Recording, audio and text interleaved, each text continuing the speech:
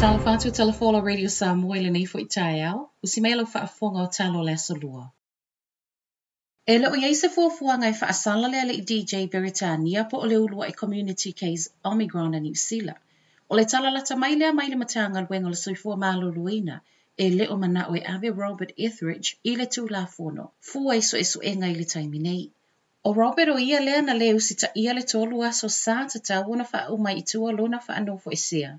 Peitai o le asafe alwa ele CBD au kilani i le aso le Boxing Day, ma le aso ngofua o le vai aso talu ai.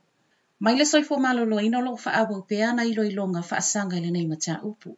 O le pasese le nei taunu mai Peretania na faato a faamaunia le Omicron i le siaki o le aso lona iwa sa faia. Ma talu mai o na sawi tua tala ilo na siaki e le iai se isi ese i le community wa faamaunia i le virusi fou. E o mai le tau nei, e le ito iai se isi case Omicron i le community e se mai le to alua na faamauina i le vai aso talu ai.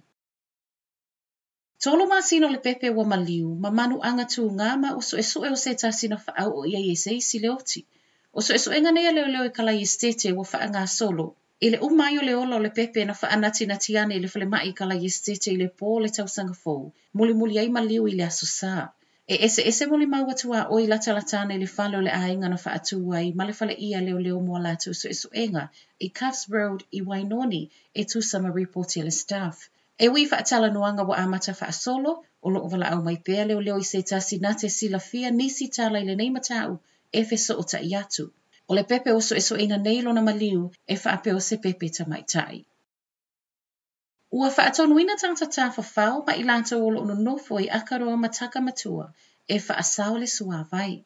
Ona o le to atele o tangata siasi atu i lea vaengo le South Island ua sa wai ma le talo sanga le City Council a Kalai Estete e aua le so ona faaaoga ina le suavai. E ui ele iei se faatonu ngalo ia le taimine e tusama reporti le council i tala le staff. Peita i o lea ua vaai iai i vai aso asau, pe a fai a ele iai se suinga i le faaaoga a toa ma le tau vevelo o iai.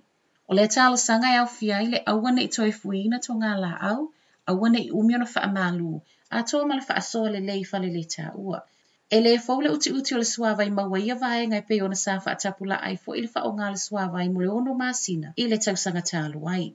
O le tausanga walu le masina o Februari sau ia mati le afo ina a fia i le suavai maua Akaroa ma Takamatua ona o manu mamate na maua muli ane i totonu o le whaatanua. Ua Leai mai Rotorua i se isi nofoaga faanofoesea faaaopopo.